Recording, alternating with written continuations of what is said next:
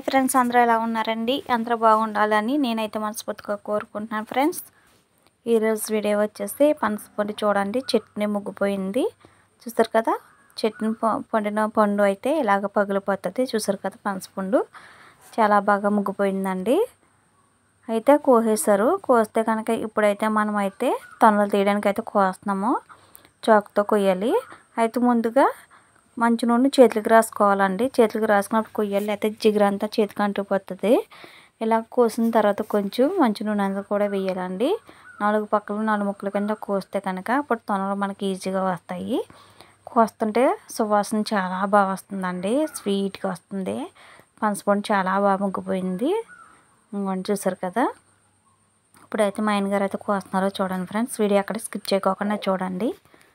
First time కనుక మా channel ఎవరైనా చూస్తున్నట్లయితేనండి, కుమారి కోనసీమ బ్లాగ్స్ అని సబ్స్క్రైబ్ చేసుకోండి ఫ్రెండ్స్ ప్లీజ్. అలా సబ్స్క్రైబ్ చేసుకుంటే కనుక మేము పెట్టిన ప్రతి వీడియో కూడా మీకు నోటిఫికేషన్లో వస్తుందండి.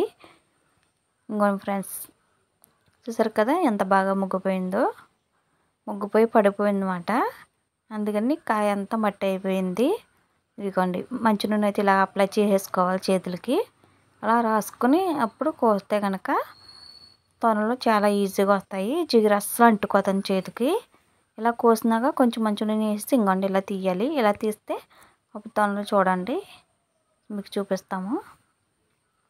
ఇంకోండి ఫ్రెండ్స్, చూసారు చాలా అంటే చాలా బాగా ముగ్గిపోయినాయి అన్నమాట. చాలా స్వీట్గా కూడా ఉన్నాయండి. ఈ గింజలు అయితే కనుక నేను కూర వండుతాను. కూర వండేటప్పుడు అయితే మీకు వీడియో కంపల్సరీగా తీస్తాను ఫ్రెండ్స్.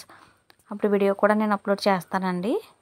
అయితే ఇంక చూసారా, మైన్గా రెన్నగా ఉంది కదా, ఈ వైట్ రెన్ అంతా తీసేయాలి. ఇలా చాకుతో పక్కన కోసేస్తే కనుక మైన్గా రెన్న అన్నది ఇలా వచ్చేస్తుంది. వచ్చేసిన తర్వాత ఉండి తొనలు అయితే ఈజీగా తీసేసుకోవచ్చు, ఒలిచేయచ్చు అన్నమాట. కానీ చాలా అంటే చాలా స్వీట్గా ఉందండి, బాగా ముగ్గిపోయింది. చూసారు కదండి. ఇంకోండి ఫ్రెండ్స్, ఇలా తీసేసిన తర్వాత అప్పుడు తొనలుగా తీసేసుకోవచ్చు. ఇంకోండి ఫ్రెండ్స్, చాలా స్వీట్గా ఉన్నాయి. అయితే నేను గింజలు కూడా 1-2 గింజలు మొక్కలు అయితే వేస్తాను. అవి వేసినప్పుడు కూడా మీకు వీడియో తీస్తానండి. అప్పుడు వీడియో కూడా అప్లోడ్ చేస్తాను. ఇది మళ్ళీ ఒకసారి గింజలు వేస్తామంటే మొక్కలు వచ్చేస్తాయి. చూసారు కదా, ఇంకోండి ఇలా చాకుతో కోసేసుకుని కట్లకి తొనలు అయితే తీసేసుకోవచ్చు. చాలా ఈజీగా వస్తాయి. మంచి నూనె కంపల్సరీగా రాసుకోవాలండి. రాయకపోతే కనుక చేతులు అంతా జిడ్డు అయిపోతాయి, జిగురు అంతా అయిపోతుంది. కంపల్సరీగా కొబ్బరి నూనె రాసుకుంటే కనుక మనకు చేతులకి జిగురు అనేది అసలు అంటుకోదు. చూసారు కదండి, ఇంకంత ఈజీగా వచ్చేస్తున్నాయి. ఇంకోండి ఫ్రెండ్స్, చాలా అంటే చాలా బాగున్నాయి.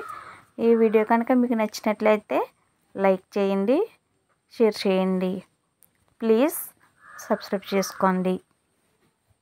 Okay friends, bye.